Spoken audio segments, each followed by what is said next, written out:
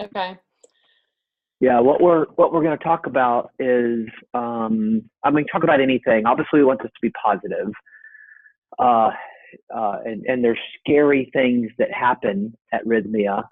And so, obviously, the point of these is to get more people that maybe Mother Aya has kind of been, prompting certain people. We're looking for those people that, Rythmia teaches that it's not something you go and experiment, that rather it's a reverent experience that kind of calls you in. Okay. And so these videos are best geared for the people that have kind of been like, I've really been thinking about that. I don't know how to do it. I'm not ready to go sit on the base of a mountain in Peru, and or I'm scared is my body safe or whatever. Okay. We're here to talk about, this isn't a pitch test. So it's just your experience. What was life like before you went? What made you decide to go? What was the experience like there? Even a few details that may stand out. A vegan may talk about the great food options. Women in particular have talked about how they felt safe. Men have talked about how they've kind of tapped into their own virility, which is kind of cool. So you got the whole masculine feminine thing going, which isn't necessarily male female. These are just some prompters. Okay. And then what's life like afterwards? We'll just go 15, 20 minutes. Okay. Nothing have to. Hold on. I'm gonna make the computer a little bit higher. Oh, okay.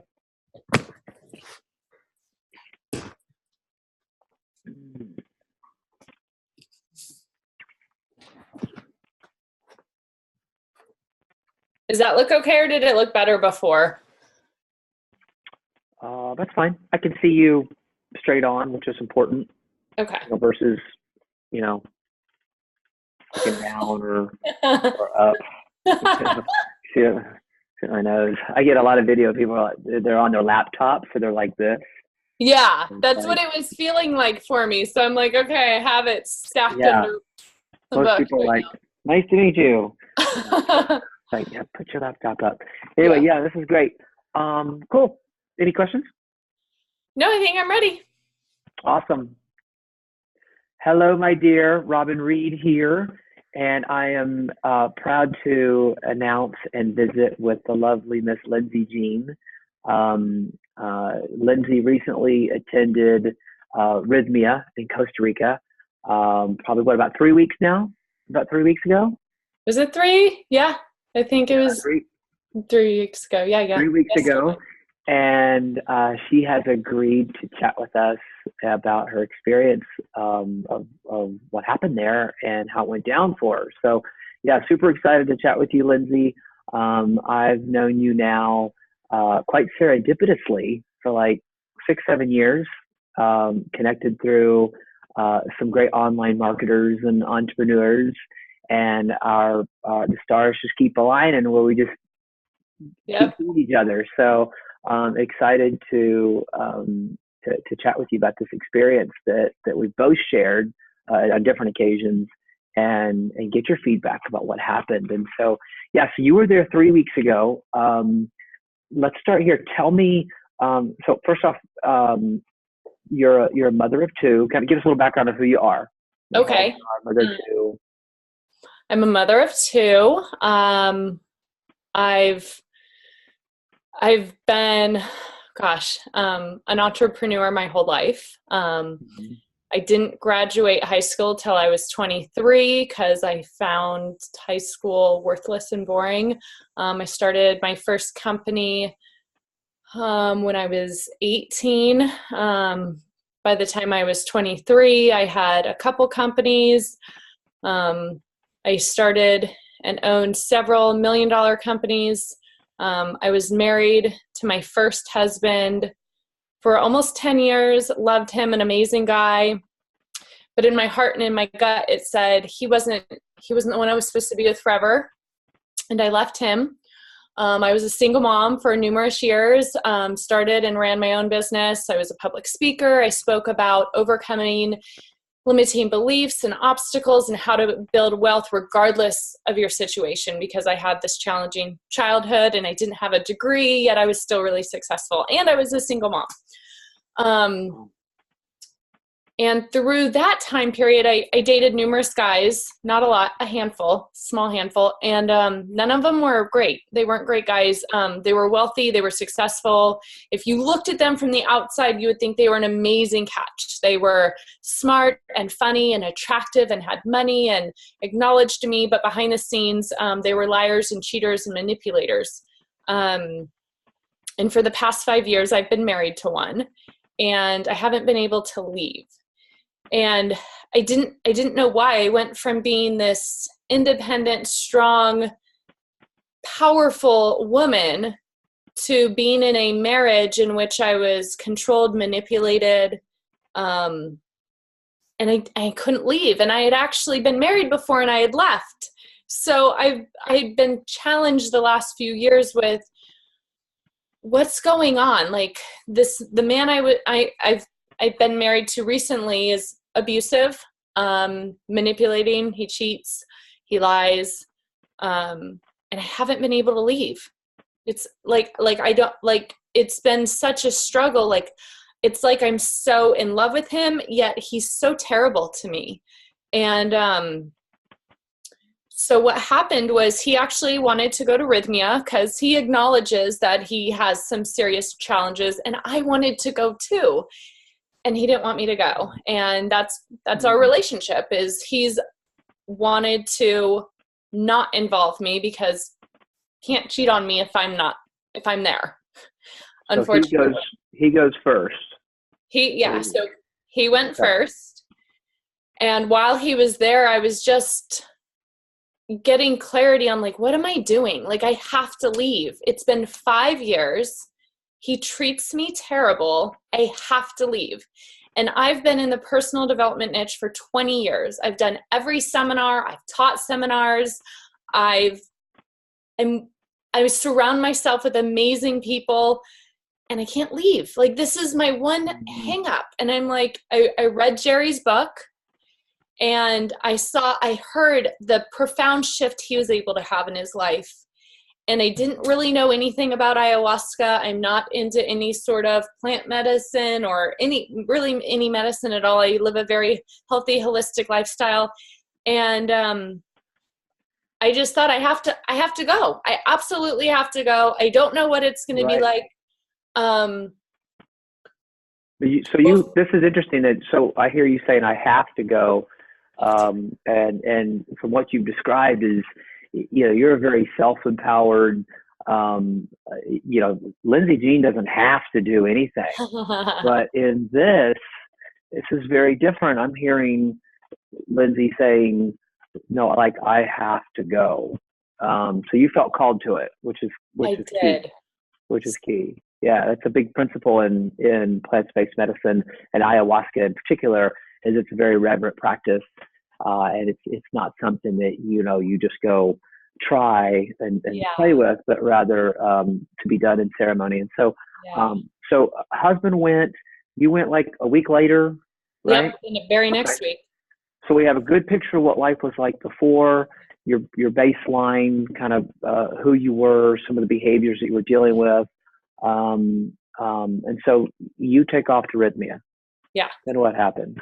So, well, what happened was my husband was there for the week, and I'm at home alone again. And him, essentially, I was sitting here going, he's asked me to not participate in his life again.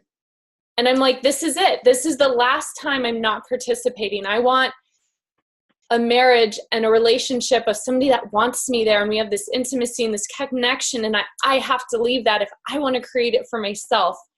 And I have to go to Rythmia. I have to go, because that was never the plan. He didn't want me to go, and it just was that he went. So while he was there, I actually booked my trip and I left. And so he actually thought, that wasn't the plan for him than you. No. So he came home on Sunday, and I was not home. Okay, so he was coming out and you were going Yeah. in. Yes. Wow, that's fascinating. Okay. For me, it felt like I needed to make a clean break. Like I just didn't know why I was so tied and tethered. Mm. And so I went, and it was the single most profound experience of my life. It was equally as profound as the birth of both of my children. It was just, Wow. and I've gone to transformational seminars, and I've done a ton of inner development work. What I love about Rythmia is it's not a seminar. It's not sitting in a classroom and being lectured to and studying and feeling like I have to fix my brain. It's not that at all. It's just a beautiful 5-star resort with amazing food, surrounded by amazing people, light workers that are there just like you to be the best version of yourself and release things that are not supporting you. And so for me, the ceremony, it's a ceremony. It's sacred. It's been going on for I think like 2,000 years. These ceremonies have been going on. So it's so incredibly special. And the medicine, Mother Ayahuasca, I've never felt so loved in my life. And she showed me incidents in my childhood that I had completely blocked from my memory. And she showed me them in a manner that it didn't make me feel sad or hurt for myself, but it made me go, oh, I understand now. I understand why I did. And then it was like 1,000 things flashed before me on choices I had made and things that had happened in my life. And it just made sense. And with that became clarity, and it became peace. And I understood why I was staying with my husband. And it doesn't matter, but I was able to completely release those addictions and those attachments to unhealthy relationships. Wow. So it's funny. So I went to Rythmia with the intention to leave my husband. And what I got out of it was I actually got self-love out of Rythmia, and clarity and peace. And in having the self-love, clarity, and peace, I was able to leave my husband. But the distinctions are different, because I was angry when I went to Rythmia. I was angry, I was hurt, I was bitter. And like wanting to leave, like, ugh, that's like not beneficial. And so now I'm in this place of like peace and clarity, and like, this is where I'm going with my life. And that's okay that he's doing something totally different. Like, it's just like this whole sense of peace. I sense detachment in you. Yeah. Which is really quite beautiful. When I spoke to you last week, and you shared with me a snapshot of what was going on, I remember saying to you, wow, you're awfully cavalier about that. Like, it's just, and this is normally something that creates a lot of anguish and angst in people, and women tend to be a little more almost emotive about that, in my experience. But equally disturbing for either spouse party. And what I think what I was really hearing was what you're saying is you went there to to get out of this thing that you created, and what you ended up finding was the reason why you created it in the first place. Yes.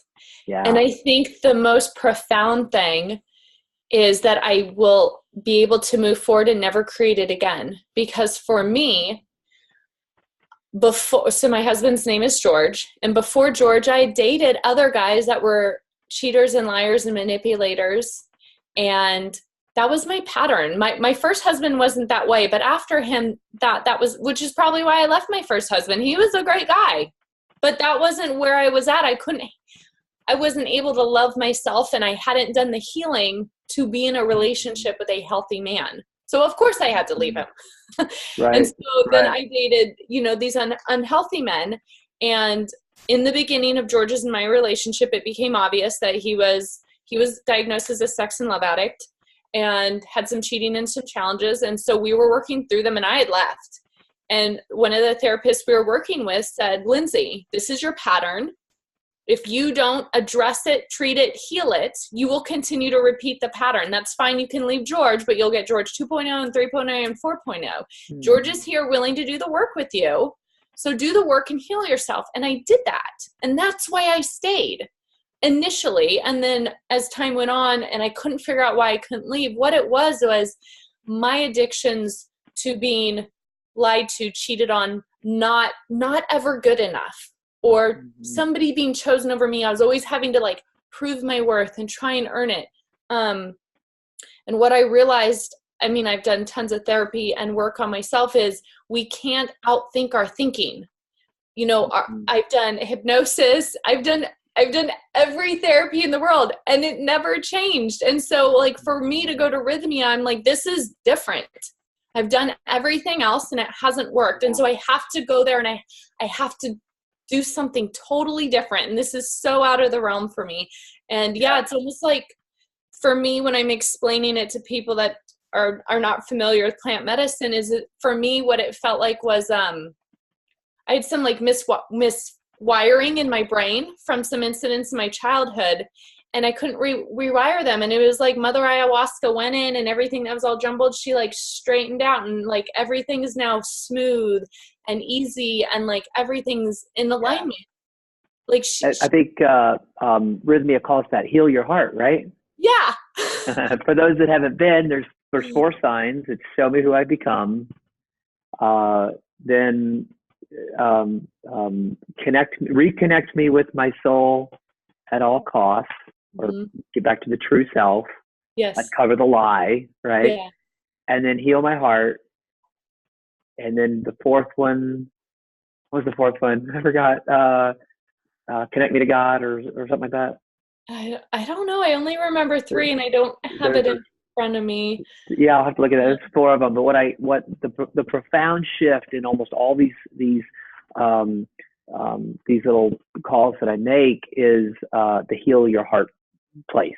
People just really, they speak about, you know, I was once this and I couldn't get out of this, and I couldn't go and have yet another cerebral experience where, you know, I was taking notes. I had to kind of get into the experience and have that emotional shifting, which that's what you did. You said it was just, it's like it just wasn't working. And then, you know what I mean? It's just beautiful. Beautiful story. I loved that it wasn't taking notes. I loved that it wasn't a seminar. I loved that it wasn't, you're doing this wrong, you should be doing this. It was none of that. It was, we got to do yoga. We were in the jungle.